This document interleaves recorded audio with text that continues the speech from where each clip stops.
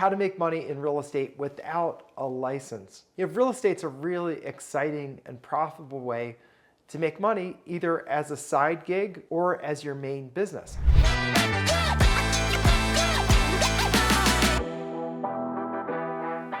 Now, there are lots of ways to make money in real estate. You can be a landlord, you can be a property flipper, you can manage Airbnbs, you can do all kinds of things. So let's talk about the best ways to make money in real estate without a license. And by the way, making money without a license is a great idea. There's a lot of turbulence going on in the license world right now due to some class action lawsuits that have taken place that are really going to disrupt real estate agents and probably cut their incomes mostly in half. So you do not want a license in real estate right now. What you want to do is look at the other options that you have to make money in real estate. And let me start out with one that is always very exciting because you see it on TV all the time, and that's flipping houses. Now, I did that for many, many years, starting way back in the 1990s. I was buying houses, fixing them up, and flipping them, and that's really a fun business. It's fun because you take a place that's really ratty, sort of flea infested. I actually had one that was flea infested. I walked into one house that I just bought at a tax sale, and I had never run into fleas before, but suddenly I started scratching myself. I'm like, what is going on here? And I saw these little black dots on my legs, and there were fleas everywhere. And so anyway, I'll tell you more about that story later.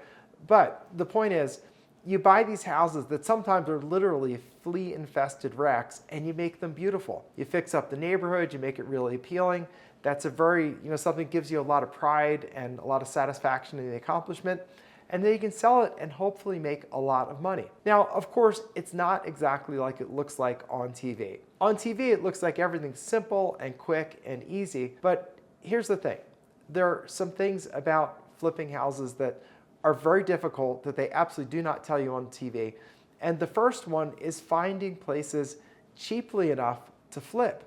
Because the fact is, you're out there competing with end users for a property that you want to fix up and flip for a profit. And often the end users will buy a house not really appreciating how much work it needs, and they'll buy it for so much money that it actually costs them more than the house is worth in the end, but they're happy with that because if you're an end user and you're going to use it for many years, it can be great to have the house just the way you want it. But if you're in it for a profit, that's a much more difficult situation because you cannot be in a position where you're into the house for more than it's worth, because if you sold it, you take a loss. And the rule of thumb for flipping in a stable market, which is, I would say, a typical market. In a stable market, meaning it's not really, prices are going up, prices aren't really going down, it's just kind of slow and steady. In those markets, you need at least a 30% discount from retail minus whatever it's going to cost you to fix it up in order to make the project worthwhile. Now, that might seem like a lot of money. Like, why would you need a 30% discount?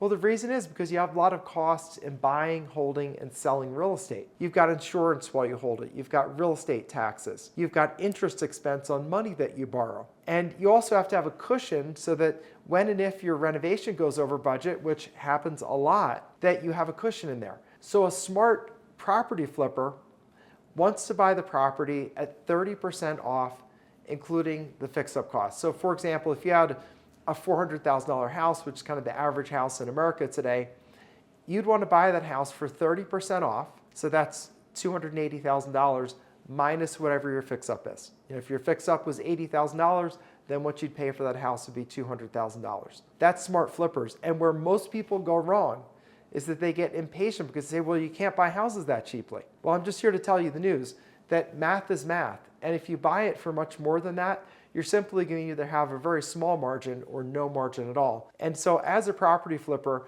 you really need to get very good at sourcing properties at steep discounts. And that is not usually going to happen through a real estate agent. That's going to happen through markets like the tax foreclosure market, the mortgage foreclosure market, sometimes through attorneys that handle estates, because estates will have places occasionally that are just very raggedy, not able to be put through a realtor because they're in such poor condition. And sometimes the families will just dump those properties because it may be only a small part of the estate, maybe a bunch of people dividing up the money, and they just want to close out the estate. So you can get some very good prices. When you want to get that pricing, you really want to build relationships with local attorneys that handle estates, and you'll get deals like that occasionally. But the challenge for property flippers that very few people know about is the challenge is to get the property at the right price. Now, on this channel, I do talk about mortgage foreclosures, I talk about tax foreclosures. Those are great ways to get properties cheaply enough to flip. And remember your goal, 30% off retail minus your fix-up costs, and that's what's going to do that for you. Now, when you do flip houses successfully, you can make great money. And also, if you hit the market correctly, you can make amazing money. So the question is, what is that market? Well, that market is a quickly rising market. Because there, when you buy your house for 30% off, and let's say it takes you 6 months to finish the house, well, during that time, if house prices are really going up, that can add tens of thousands of dollars to profit in your business. So look for property flipping when places are going up in value. That's a great time to get into that market. Otherwise, just know you're getting into a challenging situation to get good deals. It's possible to do. Look at the tax foreclosures, look at the mortgage foreclosures, and work hard on marketing. And whatever you do, do not pay too much for a house, because once you do that, you're kind of setting the stone for not making any money at the end. So let's talk about some other things you can do to make money in real estate. What I really like is managing Airbnb type properties for other people. Now, Airbnb, of course, is a brand name, so we're really talking about the generic name of short-term rentals. And you see those on VRBO and on other platforms where someone rents out either a room in their apartment or their house, or their whole apartment or their house, and they rent for a lot of money, because if someone's just renting for a couple of nights, they'll pay a lot of money compared to what normal rent would be. Now, there are two ways to handle that business. One, you can own places and you can rent your own, and that's fine. Not a big problem with that. But of course, you need the money to buy a bunch of places and you have to take out a bunch of mortgages. So I don't think that's where you should start. I think a much better way to start is by managing short-term rentals for other people. And you can make a lot of money doing that. And typically you're going to charge 20, sometimes even 30% of the rents in order to manage it. What's that mean, managing it? Well, it means stage the place, like make it beautiful so the pictures look amazing. Hire a professional photographer to get great pictures of the inside of the property. Do a great description. Keep an eye on the pricing so that you're adjusting your asking prices to adjust to whatever the market is. Keep an eye out for special holidays and special events. Like, for example, if you're in a town where they have like a bowl game in a college, or they have, the Super Bowl comes to town. Well, you want to track that and make sure that you increase your prices so that you get the maximum price. And of course, you're going to deal with the check-ins and the day-to-day repairs.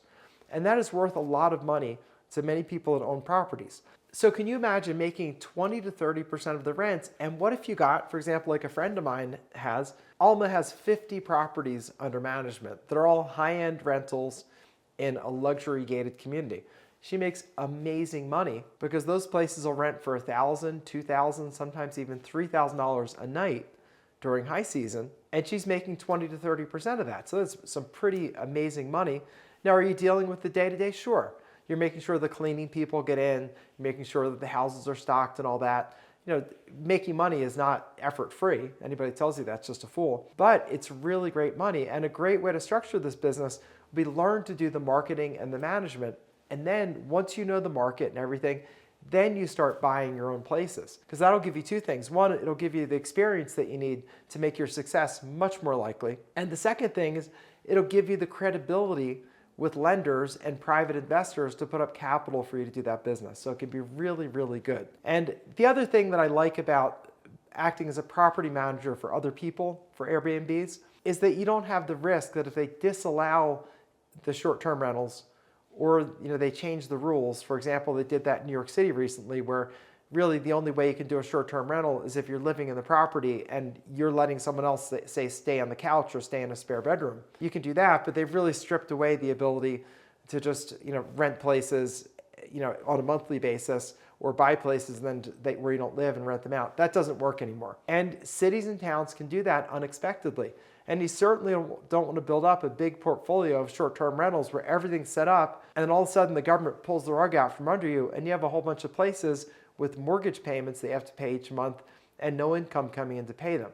So a much better, lower risk strategy is to manage properties for other people. And then as you get to know the business, you're really plugged into it, then you buy some places of your own. And people have made wonderful businesses out of this. The basic theory of them is it's like buying a 24 case of water versus a single water. If you go to the Costco and buy 24 or 36 bottles of water, it's probably 50 or 60 cents a bottle. If you go to your local convenience store like a 7-Eleven, it's probably $2 or $3 a bottle. And that's why short-term rentals work so well, because instead of someone renting for a year, they're just renting for a day or two or three or maybe a week. And so of course the per unit cost is much higher and your per profit cost is much higher.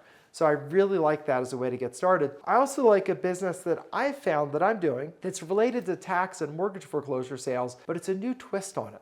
I do something called overages. And overages are where there's money left over when the property sells at a foreclosure auction, and that can happen in a mortgage foreclosure because the property sells for more than the mortgage, or in a tax foreclosure because the property sells for more than the tax bill. Well, that extra money that's left over can be claimed by the former owner. And former owners just don't know about this. This is the problem. They don't know that there's any money there that they could claim.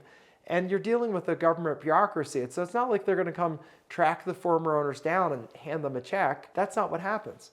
What happens is the government sits there quietly, and if the person figures out there's money and puts in an application with the right department and fills it out in the right way, then they qualify to claim the money. If they don't put in a claim or they don't do it correctly, then they won't get the money. And if too much time goes by, the money is just kept by the government as abandoned funds. It's a really interesting little niche. What I love about the business is that we're helping people who've really been kicked to the curb.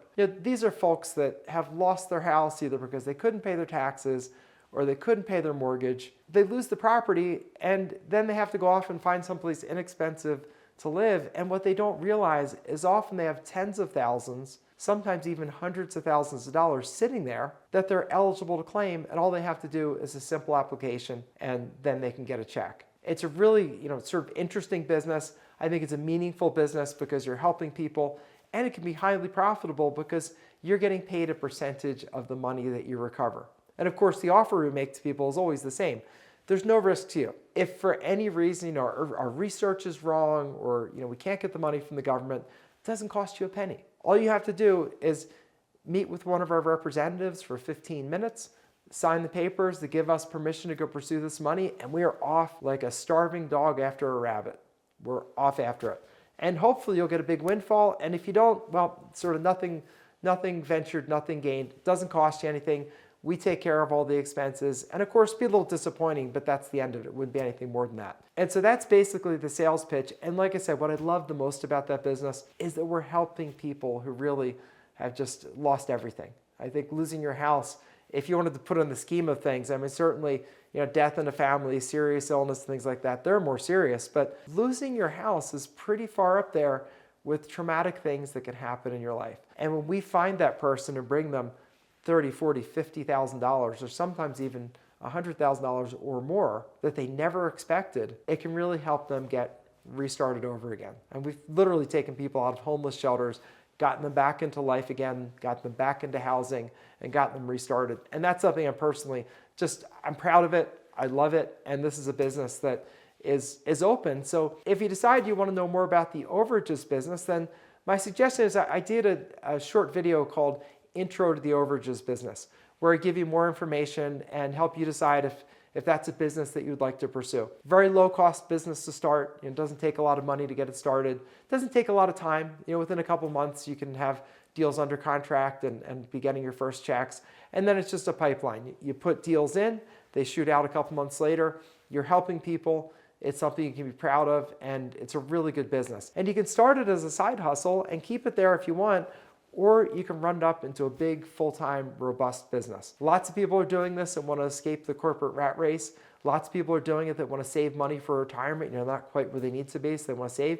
And even people that are retired are picking this up as a business because then you can bring in money during retirement. So instead of running through your retirement savings, instead maybe you do enough overages deals to add to your retirement savings every year and put off claiming Social Security so that when you do claim it, you get a higher check, because you probably know the longer you wait to claim Social Security, the higher the Social Security check is. So really cool business. So if you're interested in overages, then just click on the video down below, or hopefully the editors can put it on the screen where you'll see, click on the video and you can see the intro to overages business. Very, very cool little business. But either way, hopefully this is helpful to you today. Put some comments in down below. I'd love to hear your reaction to it. And if you want to learn more about foreclosures and all, just subscribe to my channel. I'm always talking about foreclosures and real estate investing and overages because that's sort of my world of business. So This is Attorney Bob Diamond. I will see you next time.